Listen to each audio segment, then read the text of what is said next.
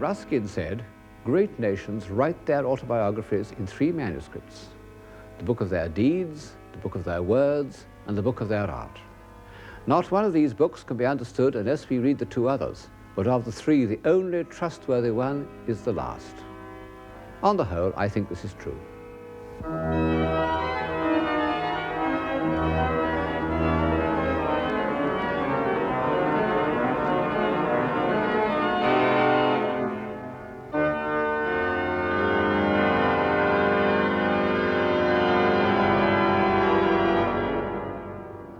Looking at those great works of Western man, and remembering all that he's achieved in philosophy, poetry, science, lawmaking, it does seem hard to believe that European civilization can ever vanish. And yet, you know, it has happened once. All the life-giving human activities that we lump together under the word civilization have been obliterated once in Western Europe, when the barbarians ran over the Roman Empire. For 2 centuries, the heart of European civilization almost stopped beating. We got through by the skin of our teeth. In the last few years, we developed an uneasy feeling that this could happen again.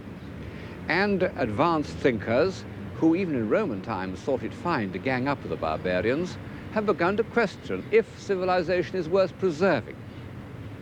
Well, this is why it seems to me a good moment to look at some of the ways in which man has shown himself to be an intelligent, creative, orderly, and compassionate animal. And the time to begin looking is the time when the old world of Greece and Rome had collapsed and the new world of Western Europe had not produced anything that one could call civilization. What is civilization? I don't know. I can't define it in abstract terms yet, but I think I can recognize it when I see it, and I'm looking at it now. If I had to say which was telling the truth about society, a speech by a minister of housing or the actual buildings put up in his time, I should believe the buildings. But this doesn't mean that the history of civilization is the history of art. Far from it. Great works of art can be produced in barbarous societies. In fact, the very narrowness of primitive society gives their ornamental art a peculiar concentration and vitality.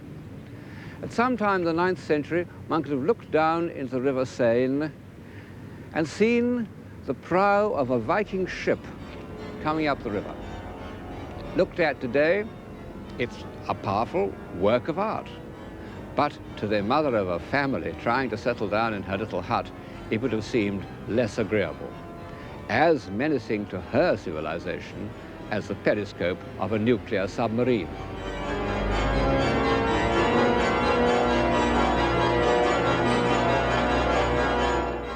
A powerful work of art, a more moving, to most of us, than this Greco-Roman head. And yet this is from the figure that was once the most admired piece of sculpture in the world, the Apollo of the Belvedere. Well, whatever its merits as a work of art, the Apollo surely embodies a higher state of civilization than the Viking prow.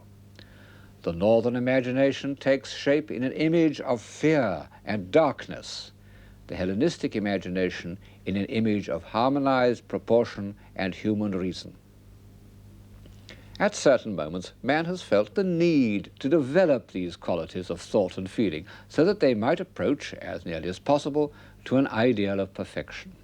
He's managed to satisfy this need in various ways, through myths, through dance and song, through systems of philosophy, and through the order that he has imposed on the visible world. The children of his imagination are also the expressions of an ideal.